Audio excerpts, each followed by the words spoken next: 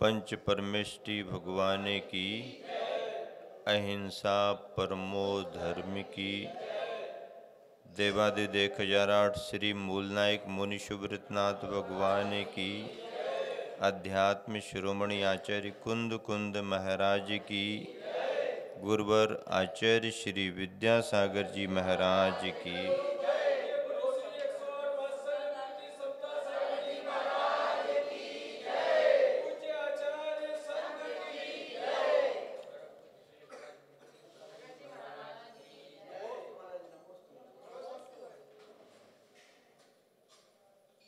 तीर्थंकर भगवान महावीर स्वामी की परंपरा में केवली और श्रुत केवलियों के पश्चात आचार्यों की परंपरा का प्रामाणिक इतिहास है।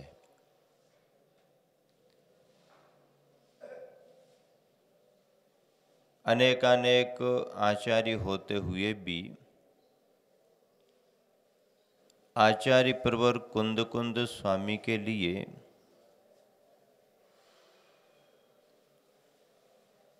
दिगंबर जैन परंपरा में मूल संघ के संस्थापक के रूप में याद किया जाता है। आचार्य प्रवर कुंद कुंद स्वामी का योगदान तीर्थंकर भगवंतों की जिन शासन परंपरा के लिए अभूतपूर्व रहा है, इसीलिए बहुत बड़ी श्रद्धा के साथ पश्चातवर्ती आचार्यों ने आचार्य प्रवर कुंद कुंद स्वामी के लिए इस रूप में याद किया है। मंगलम भगवान वीरो, मंगलम गौतमोगणी, मंगलम कुंद कुंदारियो जैन धर्मोस्तु मंगलम। ये श्लोक इस बात को दर्शाता है कि आचार्य कुंद कुंद स्वामी का स्थान दिगंबर श्रमण परंपरा के लिए बड़ा महत्वपूर्ण रहा है। उसी परंपरा को प्रवाह के रूप में अनेक आचार्यों ने आगे बढ़ाया। 19वीं 20वीं शताब्दी की बात करें तो आचार्य प्रवर चारित्र चक्रवर्ती आचार्य शांति सागर जी महाराज जी का स्मरण किया जाता है। आचार्य वीर सागर शिव सागर, आचार्य शिव सागर जी के प्रथम शिष्य निर्ग्रंथ मुनि ज्ञान सागर जी महाराज जी के लिए याद किया जाता है। आचार्य धर्म सागर जी महाराज जी के लिए याद किया जाता है। और वह परंपरा आज तक चली आ रही है। आचार्य प्रवर ज्ञान सागर जी महाराज जी के प्रथम शिष्य, प्रधान शिष्य आज वर्तमान में हम सभी के गुरुवर आचार्य विद्यासागर जी के नाम से समूचे देश में, समूची दुनिया में धर्म की प्रभावना, अहिंसा के संदेश को फैला रहे हैं। विगत दिनों में आप सभी ने मूक माटी से संबंधित, मूक माटी के संदेश जो अपने आप में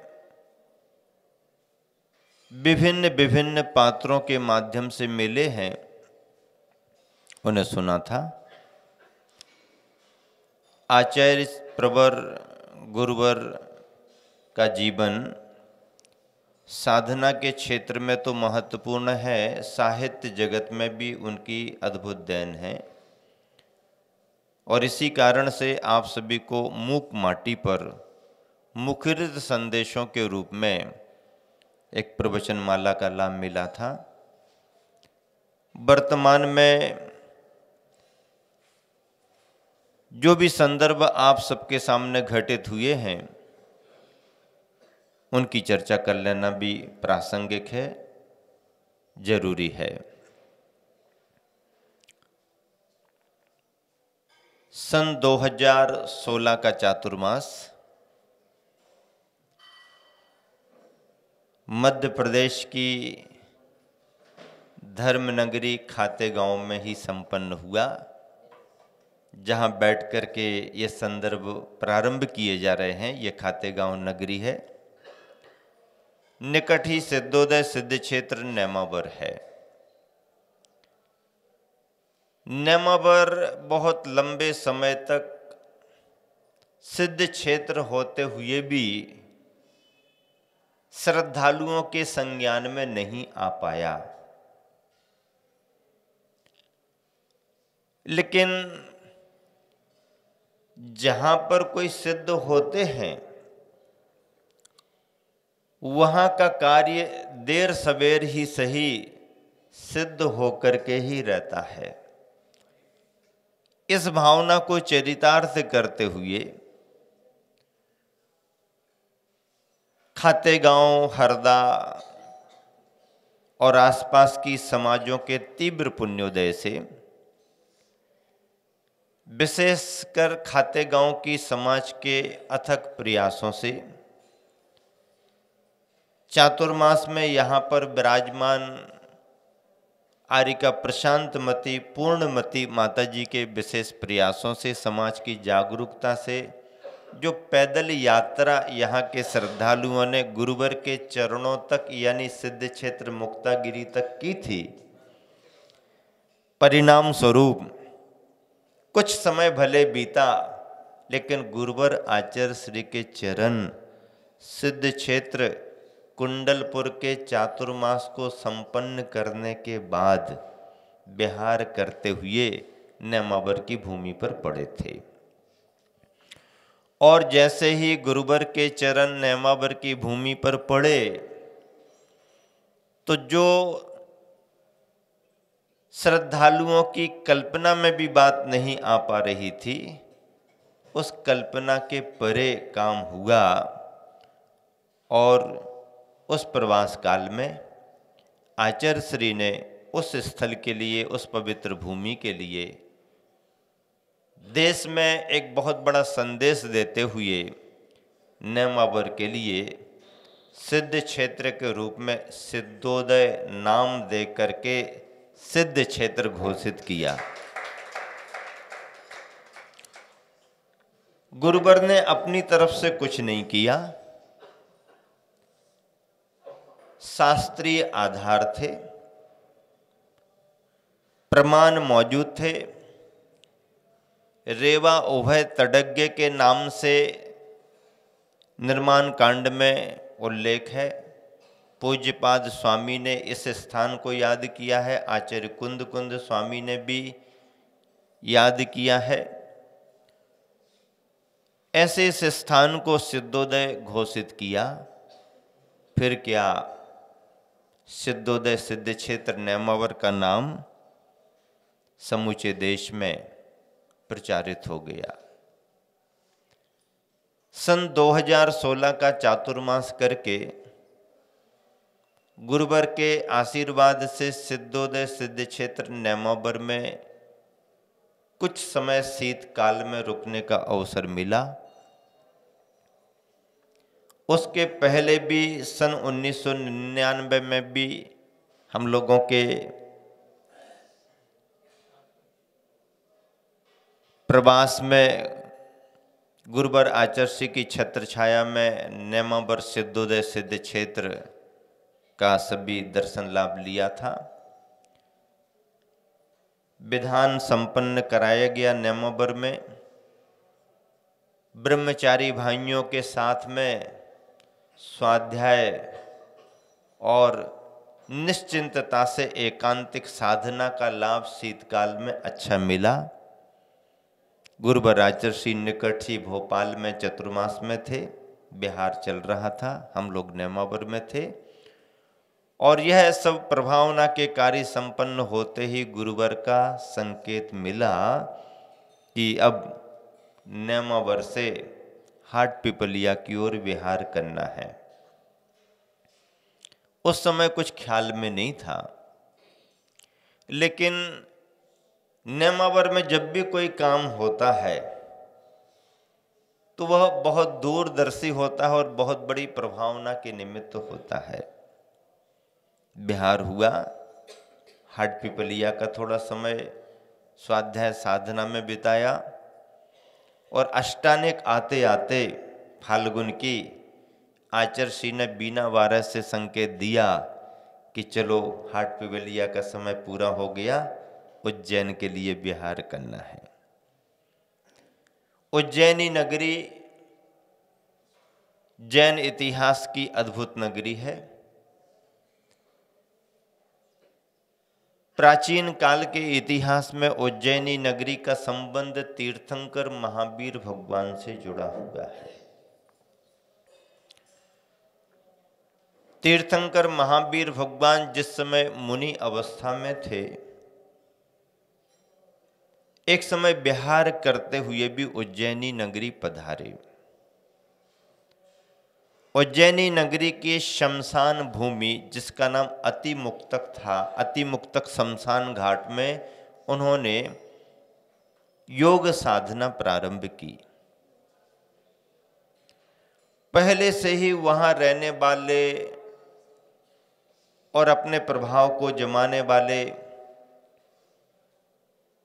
अंतिम रुद्र सात्यकी पुत्र के लिए महावीर के वहां आकर के प्रवास करने से कुछ असुविधाएं हुई। महावीर ने तो किसी को असुविधा दी नहीं, फिर असुविधा क्यों हुई होगी? सत्य के आने पर असत्य को असुविधा होती ही है। इसलिए असुविधा होती है कि अभी तक तो हमारा सब ठीक ठाक चल रहा था, अब यदि लोगों को सत्य से परिचय हो गया तो हमारा ये खेल खत्म हो जाएगा।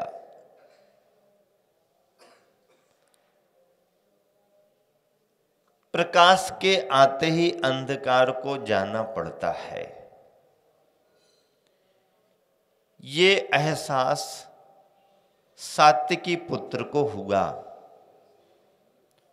ईर्षावश देशवश प्रतिमा योग में जो ध्यान कर रहे थे, यानी खड़गासन मुद्रा में महावीर मुनि अवस्था में जब ध्यान कर रहे थे, उसने उपसर्ग भी किया। लेकिन वीर धीर गंभीर अविचल रहे। उपसर्ग करने वाला थक गया।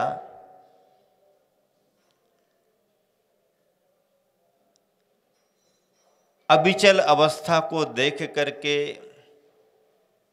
निर्विरोध अवस्था को देख करके, सौम्य मुद्रा को देख करके, प्रशांत भावों को देख करके रुद्र के मन में भी परिवर्तन आया। और लिखा गया है शास्त्रों में कि उसने महावीर भगवान की अत्यंत विनय करते हुए भक्ति की। विनय भावों में भक्ति करते हुए उसने महावीर के उस व्यक्तित्व को एक नया नाम और दिया और कहा कि सचमुच ही आप केवल महावीर ही नहीं हो, महति महावीर हो। महति महावीर संबोधन में उसने नया नाम दे दिया। 5 नाम तो सभी को मालूम है, लेकिन 6वां नाम महति महावीर है। हम लोग जो प्रतिक्रमण करते हैं, पाक्षिक प्रतिक्रमण, उसमें भी महति महावीर नाम आता है। महावीर के साथ महति शब्द और लगा हुआ है। महति का अर्थ महान, महिमावान आप महावीर हो।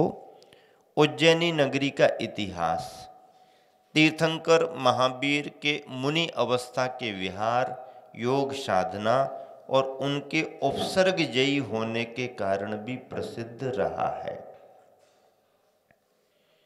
और देखें तो उज्जैनी नगरी का इतिहास श्रीपाल मैना सुंदरी के नाम से भी जुड़ा हुआ है। मैना सुंदरी का अपने आप में जन्म स्थान राजा पहुपाल की नगरी धर्म नगरी के रूप में प्रसिद्ध रही।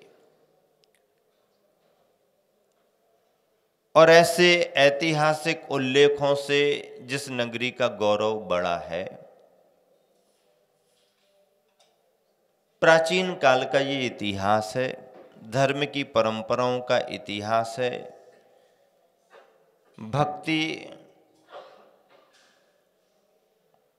और कर्म पर विश्वास करने वालों का इतिहास है। आज वर्तमान की उज्जैनी नगरी अलग रूप में है, समाज भी बड़ी है, मंदिर भी बहुत हैं, प्राचीन मंदिर भी हैं, नए मंदिर भी हैं, जैनेतरों का इतिहास भी है। आप अपने महावीर का इतिहास स्थापित किए हो तो जैनेतर भी अपनी भावना से वो भी अपना इतिहास बनाए हुए हैं, सबका इतिहास चलता है। इस तरह से ग्रीष्म काल उज्जैनी नगरी में हम लोगों का बीता। ग्रीष्म काल यूं ही नहीं बीता, वेदी प्रतिष्ठा के नाम पर लिया गया आशीर्वाद गुरुवर से लक्ष्मी नगर महावीर दिगंबर जैन मंदिर वालों ने, और आगे बढ़ते बढ़ते पंच कल्याणक की भूमिका बन गई। पंच कल्याणक भी इतने कम समय में समाज संपन्न कर लेगी, ये एक अनुमान का विषय था, लेकिन साकार उन्होंने किया।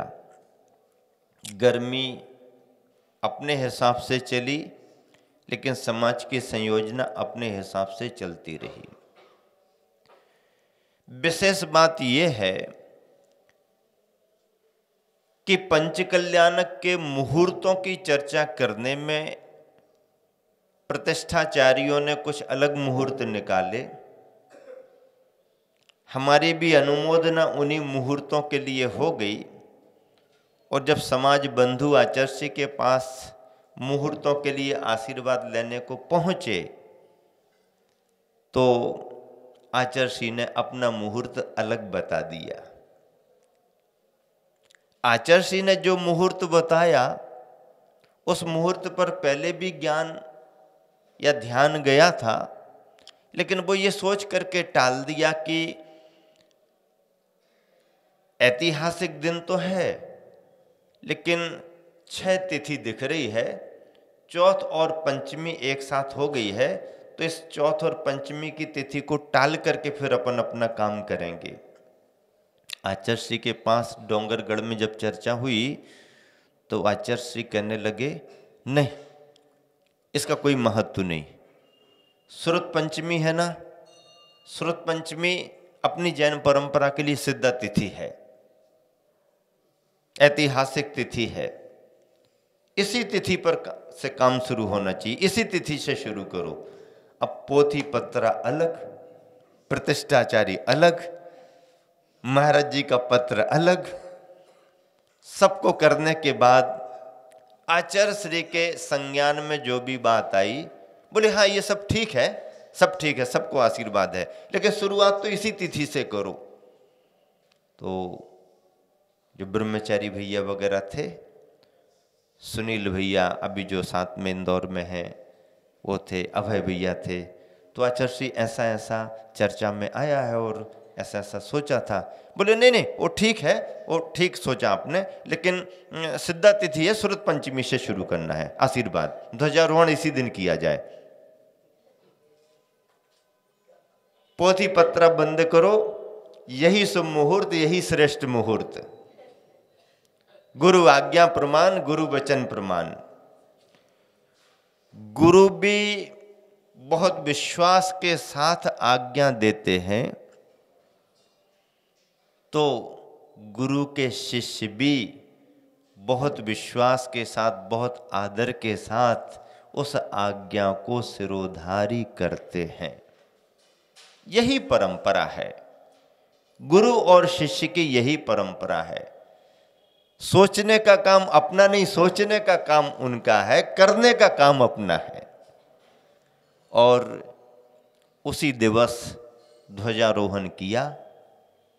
ध्वजा जिस दिशा में फहरी, विश्वास 1000 गुना बढ़ गया कि सचमुच आचार्य श्री ने बहुत सोच विचार करके आशीर्वाद दिया।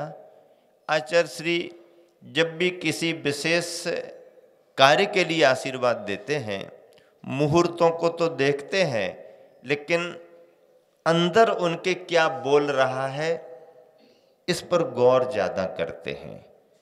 आचार्य श्री के अंदर से कुछ बोलता है, क्या बोलता होगा? कुछ बोलता है, वो उनका अपना अनुभव है। और सबको देख करके थोड़ी देर फिर वो अपना वही विज्ञान लगाते हैं और उसमें जो आता है, कभी कभी उस विषय को टाल देते हैं। कभी कभी उनके ख्याल में बात नहीं आती तो कहते बाद में बात कर लेना। कभी कभी कहते हैं कि थोड़ा देख लेंगे, हम विचार करने दो, विचार करके बता देंगे। और उनके संज्ञान में जो बात आती है वो एकदम 100% सही निकलती है। अभी अभी नेमावर का अनुभव है। एक भैया के लिए व्रत लेना था, व्यस्तता बहुत थी, भीड़ भाड़ थी, पुराना हमारा परिचित था। उसने हमको कहा महाराज जी लेने का भाव है। हमने कहा देखो समय देख करके बात करेंगे। बोले बात तो आप करा दो, फिर आचार्य श्री जैसा कहें। तो हमने कहा 14 की तिथि है और फिर शाम का समय हो रहा है। बोले आशीर्वाद तो दिला दो, आचार्य श्री की नज़र में तो आ जाएं, फिर बाद में देख लेंगे, आशीर्वाद दिला दो। तो हमने कहा चलो, आचार्य भक्ति के बाद में ले गए उसको अंदर। मुझे मालूम था कि आचार्य श्री कहेंगे कि बाद में कल पूर्णिमा की तिथि है आदि आदि, तो भी दर्शन तो करा दो। दर्शन करा दिए, बातचीत उसकी करा दी। उसने निवेदन भावना में कर लिया, आचार्य श्री हम व्रत आजीवन लेना चाहते हैं और ऐसा ऐसा है। आचार्य श्री ने पूछताछ सब कर ली, कहाँ रहते, क्या करते, ऐसा वैसा सब पूछ लिया। फिर उसने नमोस्तु किया।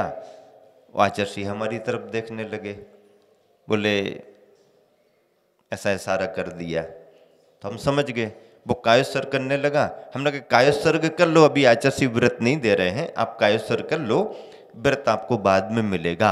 अच्छा अच्छा, हाँ हाँ कल पूर्णिमा की तिथि है, आशीर्वाद है, बाद में देखेंगे।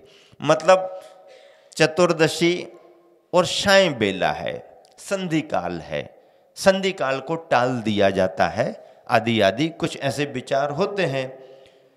तो संज्ञान में आ गया था, आचार्य श्री ने हमको इशारा कर दिया। हमने उसको कह दिया कायोत्सर्ग भले कर लो पर व्रत आपको बाद में मिलेगा। आचार्य श्री अभी आशीर्वाद दे रहे हैं, व्रत बाद में देंगे। तो ये सभी चीजें ख्याल में गुरुवर और जो आचार्य होते हैं वो रखते ही हैं। श्रुत पंचमी से प्रारंभ कराया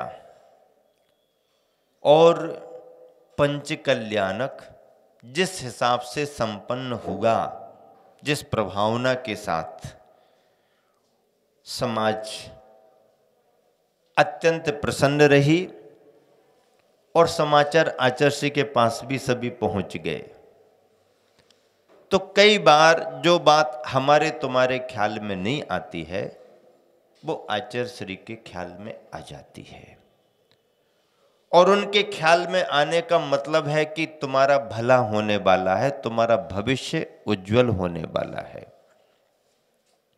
अभी यहीं की समाज आचार्य श्री के पास इंदौर गई थी। आचार्य श्री आशीर्वाद दो, कमेटी शिलान्यास कराना है संत भवन का। तो आचार्य श्री ने तो सुन लिया, अब ध्यान लगाया अपन तो यही कहेंगे ना कि ध्यान लगाया, विचार किया, क्या उत्तर दें इनको, क्या समझाएं इनको। तो जो भी आचार्य श्री के ख्याल में आया उन्होंने इतना ही कहा कि ये तो सब ठीक है, फिर मंदिर का क्या होगा। इसका मतलब ये है कि मंदिर पर आचार्य श्री का पूरा ध्यान केंद्रित है। अभी हथकरघा वाले भैया दीपक जी हमको कह रहे थे, महाराज जी आपने इनको कुछ कहा नहीं क्या? हम 2014 से खाते गांव वालों को प्रेरित कर रहे हैं, सभी महाराज जी भी प्रेरित करते हैं, आपने इनको कुछ नहीं कहा। हमने कहा कहने को तो हमने बहुत कुछ कहा है, लेकिन खाते गांव की फाइल जो है ना वो ऊपर के कोर्ट में है इसलिए हमारे तुम्हारे कहने का कोई वो नहीं है, कहने का काम भी नहीं है, क्योंकि फाइल ऊपर के कोर्ट में है और खाते गांव की समाज डायरेक्ट सुप्रीम कोर्ट से काम कराती है, नीचे के कोर्टों का कोई काम नहीं।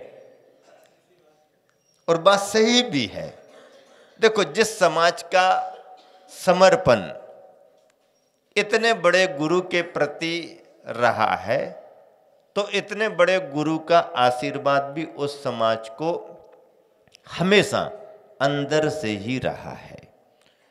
और इस बात का अनुभव आपने नेमावर में भी किया होगा, और उससे ज़्यादा अनुभूति आपको इंदौर की हजारों लाखों की पब्लिक में हुआ होगा कि नज़र यदि पड़ गई और आप दिख गए तो वो मुस्कुराहट नेमावर की सेवा की वहाँ पर दिख जाती है, मिल जाती है।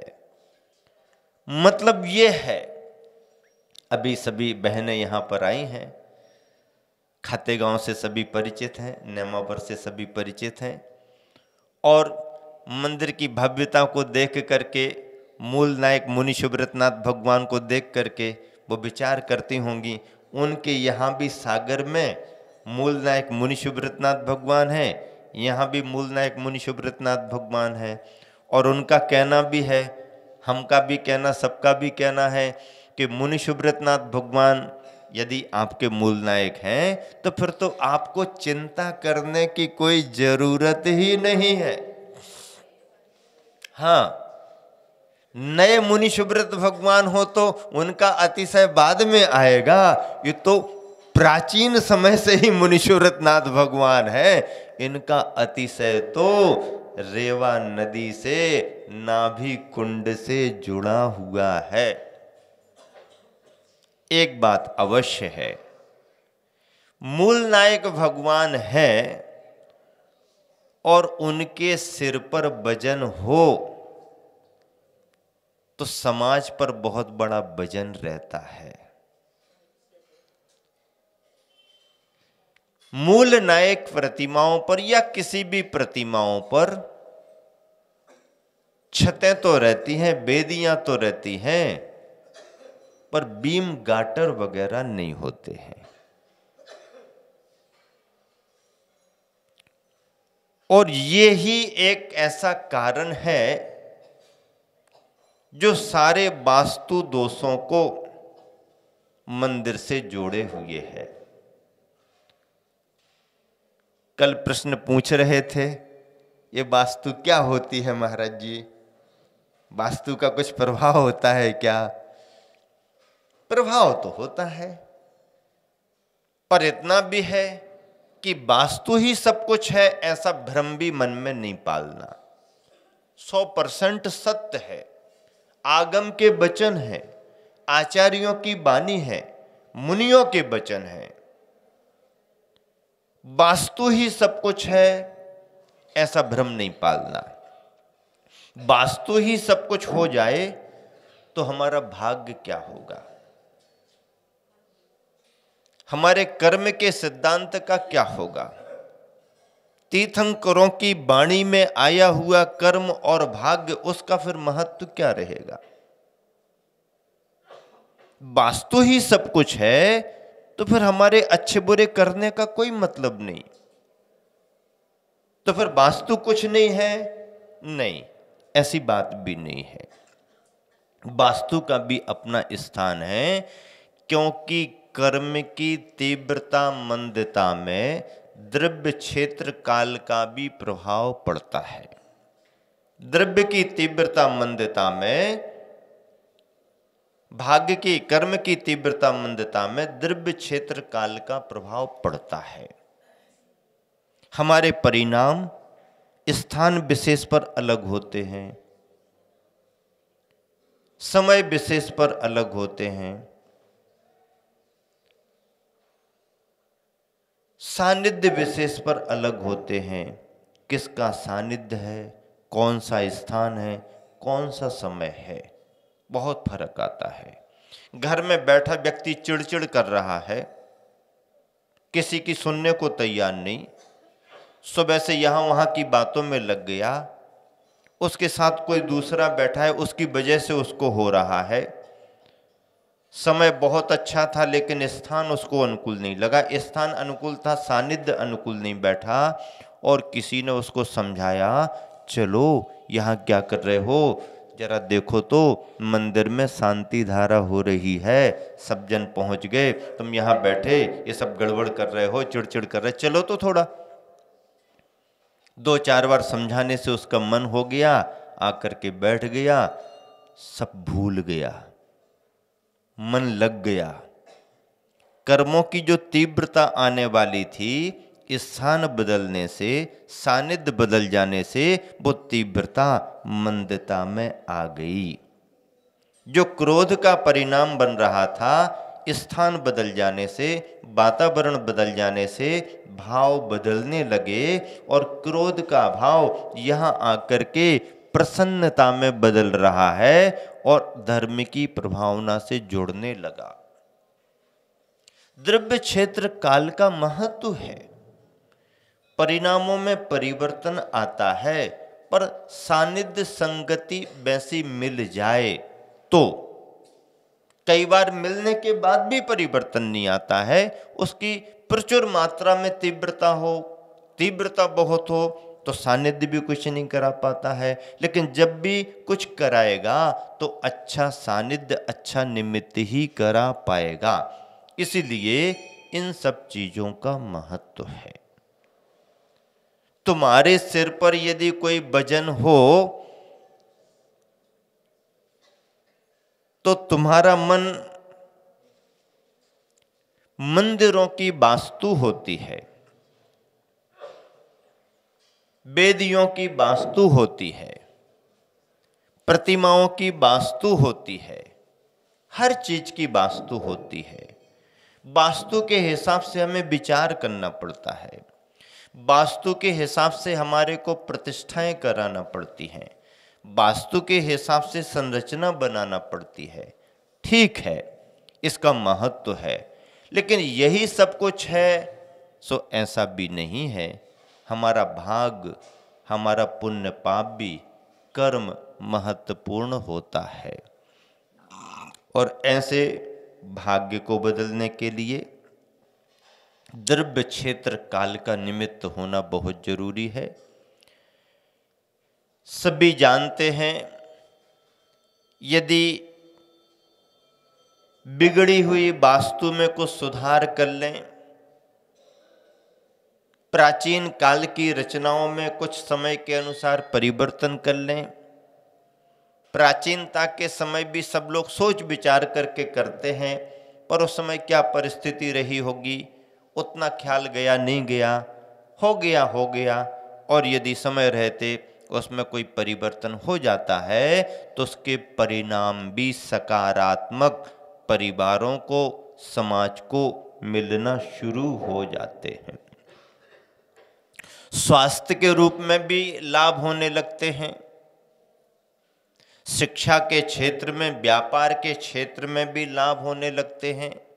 किसी भी तरह के कोई व्यवधान आ रहे हों, सामाजिक तौर पर, पारिवारिक तौर पर, वो भी दूर होने लगते हैं, और आर्थिक दृष्टि से भी हमारे लिए व्यवस्थित सब कुछ होने लगता है।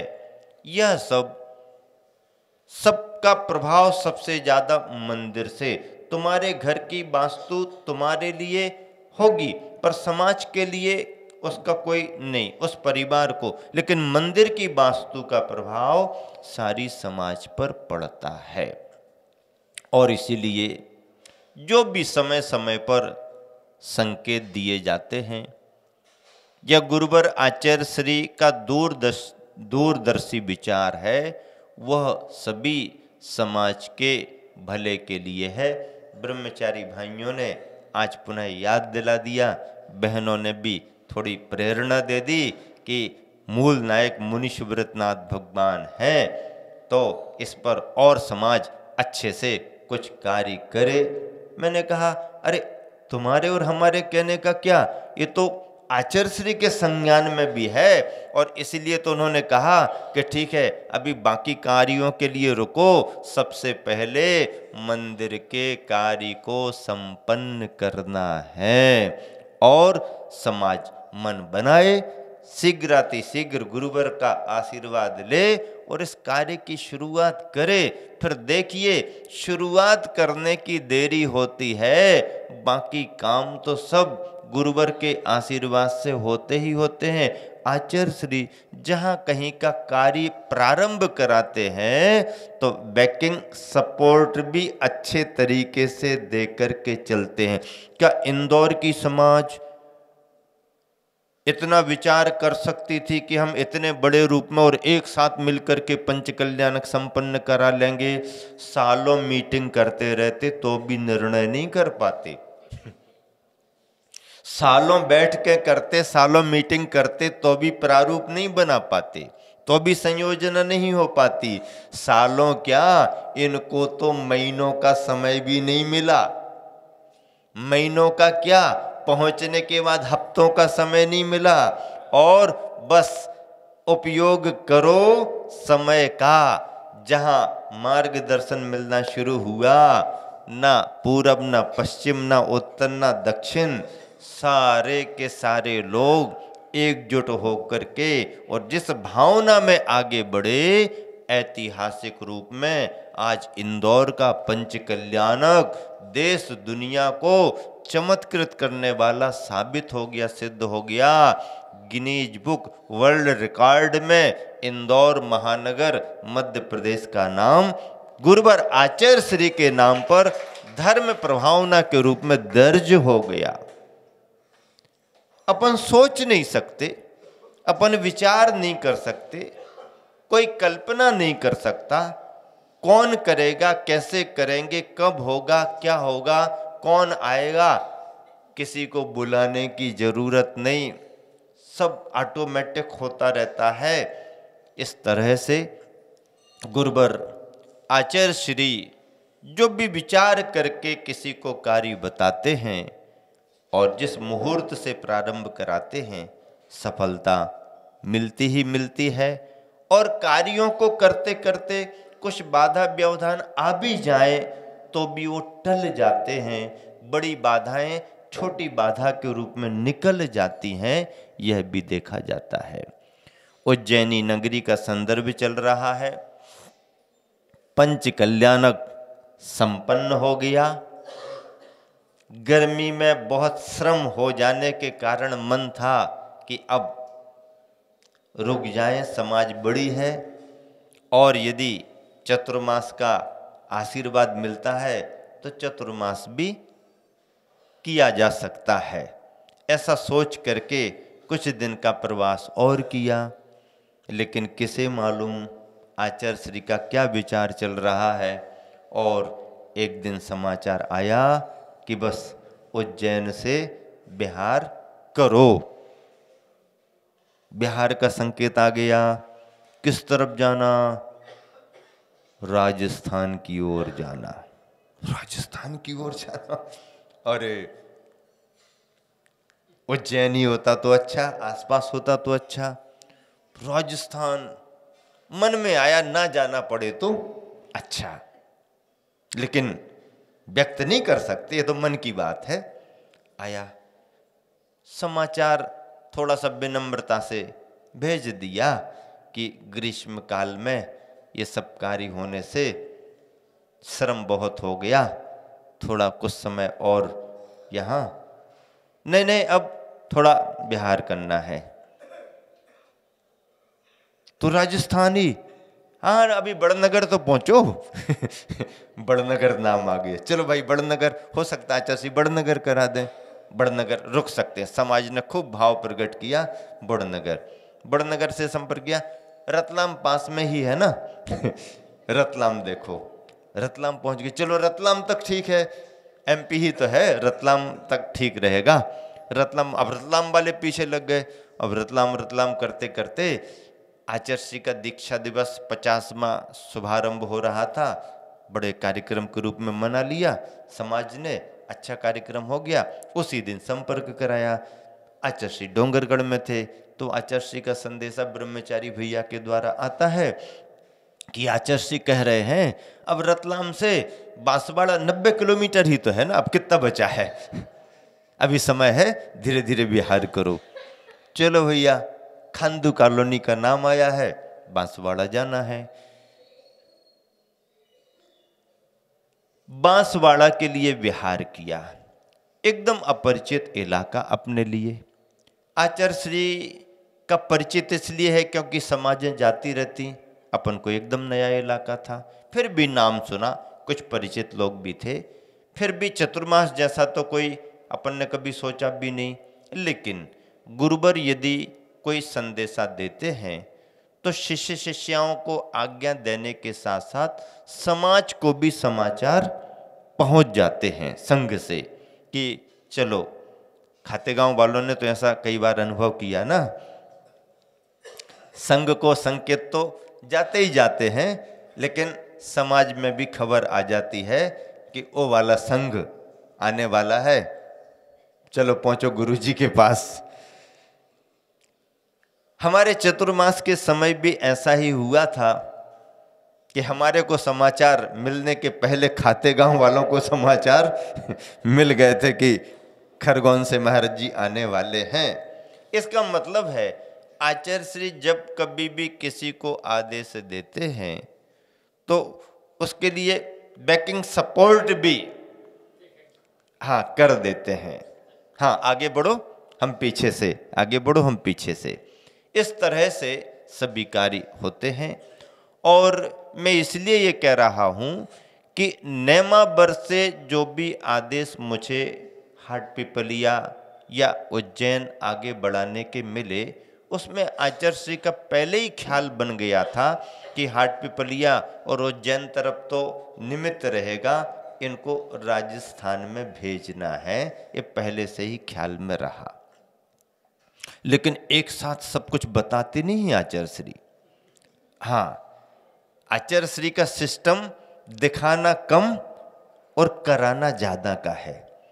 आजकल के सिस्टम अलग अलग हो गए हैं, खिलाना कम और दिखाना ज्यादा हो गया है। बफे सिस्टम जो है ना, ये इसी का रूप है, क्या? दिखाना ज्यादा, अब इतना सारा देख देख के ही मन हो गया उसका, बातें ज्यादा करेगा, घूमेगा फिरेगा, खाएगा थोड़ा और बाहर आ जाएगा। ये आज की विधा है, सब जमा के रख दिया, खूब सारा दिखा दिया। पुराने जमाने में कैसा होता था, सब ढांक करके रखते थे। दिखाते नहीं थे। आप उतना तो करो पहले, उतना करो पहले, उतना हुआ नहीं कि फिर और, उतना हुआ नहीं कि और, उतना हुआ नहीं कि और। ये पुराना सिस्टम था, दिखाएंगे कम और अब बफे सिस्टम है, दिखाते ज्यादा हैं, देते कम है। आचार्य श्री का सिस्टम पुराना है, संघ को दिखाते कम हैं लेकिन कराते ज्यादा हैं। एकदम डायरेक्ट साल भर का कह देंगे तो जमेगा नहीं, हाँ थोड़ा इतना तो करो, कर लिया, हाँ इतना और कर लो, इतना और कर लो। इससे पूरा सिस्टमेटिक होता रहता है। तो अंदाज बाद में लगा कि नेमावर से विहार कराने में आचार्य श्री का प्रयोजन क्या रहा होगा, और विहार हुआ, अच्छे से हुआ। उज्जैन की समाज ने लाभ लिया, बड़नगर वालों ने लिया, रतलाम वालों ने लिया, और बांसवाड़ा पहुंच करके वहां पर फिर समाज की तैयारी पहले से थी, क्योंकि संकेत समाज को पहले पहुंच गया था और प्लेटफार्म बना हुआ, क्योंकि संघ आते जाते रहे। हम लोगों को भले नया हो, लेकिन आचार्य श्री के संग जाते रहे। धर्मनिष्ठ समाज में हमेशा त्यागी वृत्ति आते रहते हैं, प्रभावना का वातावरण बना रहता है। मुझे बार बार ये ख्याल आता है कि देखो, करने वाले को तो केवल करना होता है, लेकिन कराने वाले को कितना ध्यान रखना पड़ता है। और केवल अपना ही ध्यान थोड़ी रखना, अपना ही ध्यान थोड़ी रखना, कितने कितनों का ध्यान रखना। कोई डायरी नहीं दिखती है, कोई पेन नहीं दिखता है, कोई नाम नोट नहीं है, कोई स्थान भी नोट नहीं है कि कौन कहाँ पर है। लेकिन स्मृति आचार्य श्री की ऐसी है कि आप आज भी यदि कोई बात करो 20 साल पुरानी, नेमावर में पहले प्रवास की यदि बात आप लोग कर दें आचार्य श्री को कि आचार्य श्री उस समय जब पहली बार आप नेमावर आए थे तो ऐसा ऐसा हुआ था, ऐसा ऐसा हुआ था, यदि आप बताएंगे और बताने में कुछ भूल जाओ तो आचार्य श्री की उसकी पूर्ति कर देंगे। ये भी तो हुआ था, तुम भूल गए ये भी तो हुआ था, आप कैसे भूल गए। हाँ, मतलब ये है। और ये सब साधना के कारण आता है, क्षयोपशम के कारण आता है। क्षयोपशम साधना से बढ़ता है। स्वाध्याय सभी लोग करते हैं, पर उतनी बातें सभी नहीं पकड़ पाते हैं। लेकिन जिसकी साधना बड़ी होती है वह अपने क्षयोपशम से उस बात को जल्दी पकड़ लेता है। कभी भी किसी ने चलते चलते भीड़ में भी कोई चर्चा कर दी हो और आचार्य श्री ने उसको गौर कर लिया हो, गौर कर लिया हो तब की बात है, गौर नहीं किया हो तो बात अलग है। कंप्यूटर में फीड हो गया फिर बात ही अलग है, फीड नहीं हो पाया तो नहीं आएगा। अब ऐसे तो बहुत लोग कुछ भी बोलते रहते हैं। आचार्य श्री ने यदि ख्याल किया तो फिर आ गया, ख्याल नहीं किया, उपयोग नहीं दिया तो बात नहीं। लेकिन ख्याल में कर लिया तो फिर वो अंदर जमा हो गया, समझ लो। इस तरह से सोच करके विचार करके आचार्यों के गुण धर्मों में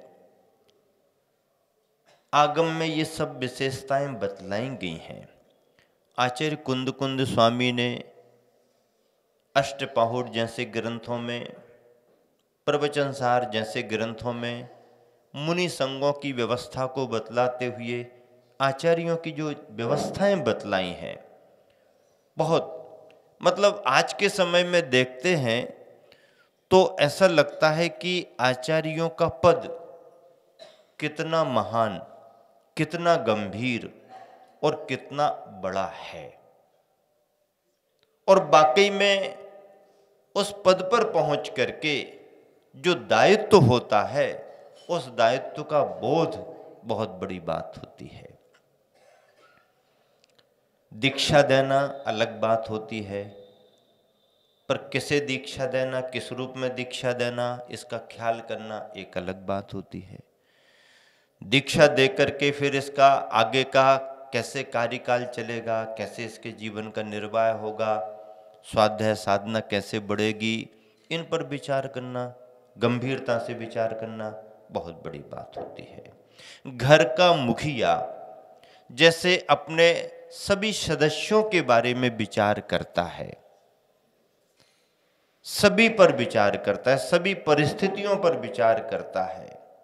एक छोटे से परिवार का मुखिया 2-5 सदस्यों के बारे में विचार करते करते अपने आप को कितना महसूस करने लगता है, अरे भैया कैसे व्यवस्था बनाएं, बहुत भारी हो रहा है मन। 2-5 सदस्यों की संयोजना करने में घर के मुखिया को कितनी जवाबदारी महसूस होती है और फिर विचार करें 2-4-5 सदस्य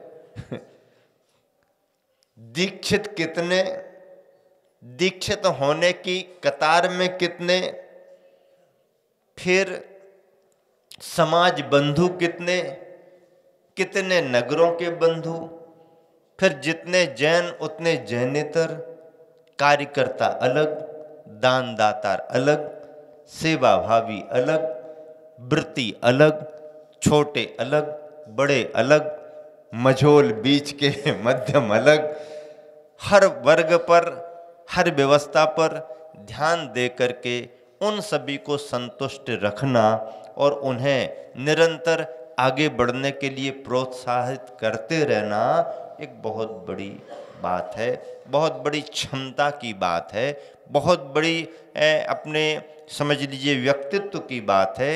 ये साधारण सामान्य लोगों के लिए संभव नहीं है। आचार्य प्रवर जब कभी भी किसी भी संघ को जो भी आदेश देते हैं, ऐसा ही करो, सर्वथा ऐसा ही करना पड़ेगा, ऐसा आदेश नहीं देते।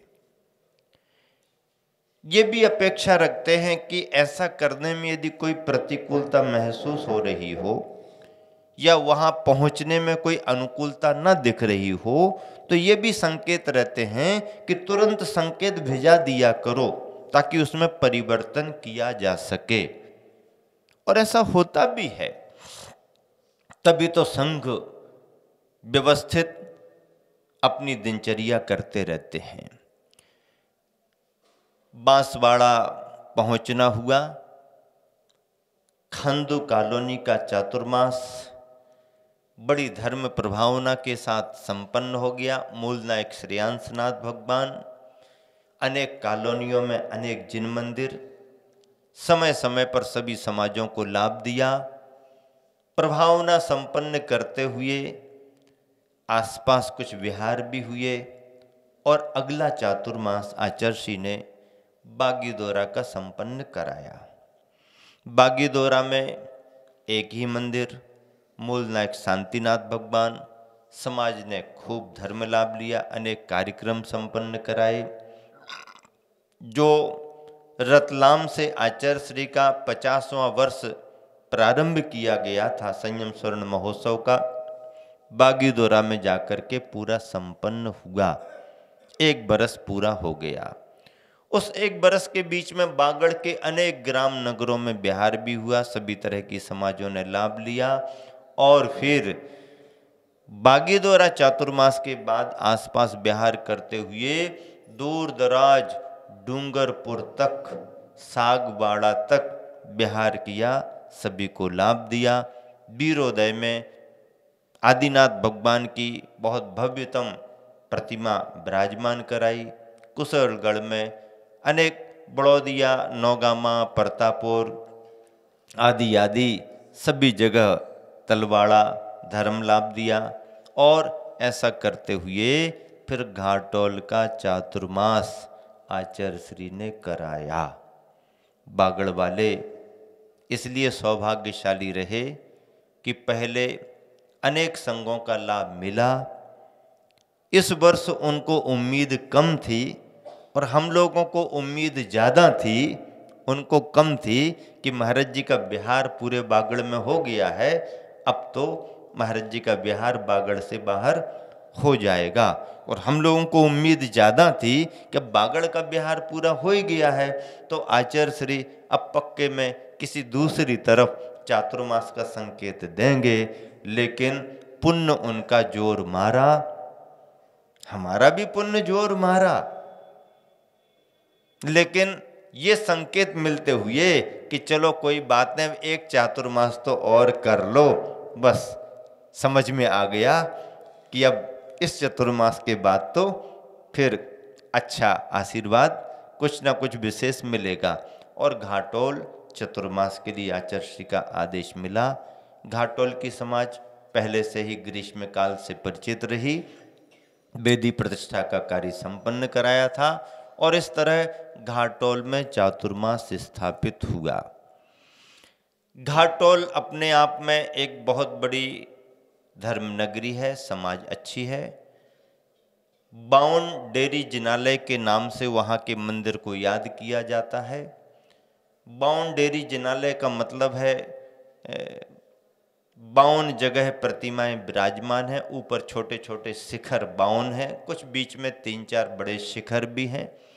और जैसे नंदीश्वर की कल्पना में 52 मंदिरों की भावना होती है, कल्पना होती है, उसी सिद्धांत को ध्यान में रख करके 52 जिनालय, 52 डेरी जिनालय के नाम से पुराना मंदिर है।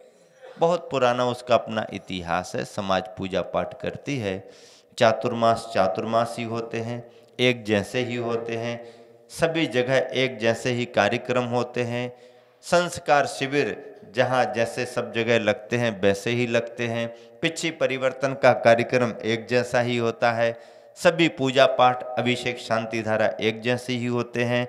और इस तरह से चतुर्मास का बहुत अच्छा लाभ लिया। उपसंहार में एक बहुत अच्छे कार्य करने का प्रयोजन उन सभी का रहा। देखिए, अनेक भाव लेकर के, अनेक लक्ष्य लेकर के सभी लोग चलते हैं, पर पूर्ति एक साथ सभी की होती नहीं है। पूर्ति करने में क्रम बनाना पड़ता है। सभी संघ भी आचार्य श्री की वंदना करना चाहते हैं, पर आचार्य श्री सभी को एक साथ आदेश संकेत दे भी नहीं पाते हैं।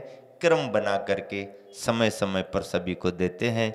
इसका मतलब ये है, अब आप समझ रहे हैं कि महाराज जी कहाँ का संदर्भ अब किस रूप में आगे बढ़ाएंगे। और उससे आपको एक सिलसिलेवार, एक संघ की व्यवस्था में, आचार्यों के नेतृत्व में, आचार्यों की दूरदर्शिता से शिष्यों के लिए, शिष्याओं के लिए कैसे संकेत आदेश दिए जाते हैं और उन आदेशों के पालन किस तरीके से संघ करते हैं, और आचार्यों की व्यवस्था शास्त्रों में संघ के रूप में क्या है, किस रूप में है, ये बिंदु कुछ आपको सुनने को मिलेंगे, ताकि आपके लिए वो सारी स्मृतियाँ पुनः ताजी हों। और दूर दराज बैठे लोगों के लिए यदि कोई विषय स्पष्ट नहीं हो पाया हो, या कुछ विषय नहीं मिल पाया हो, या वो ऐसा महसूस कर रहे हो कि इस अद्भुत बेला के लिए, इन अद्भुत क्षणों के लिए हम चूक गए, तो उन्हें भी किसी न किसी रूप में पुनः दोबारा उस दृश्य को सुनने के लिए मौका मिलेगा, मिलना भी चाहिए।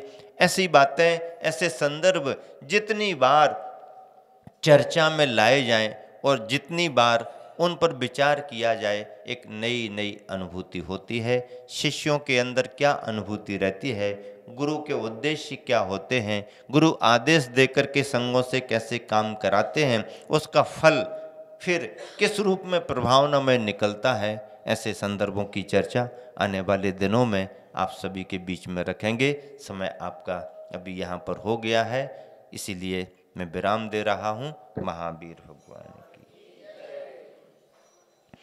जय।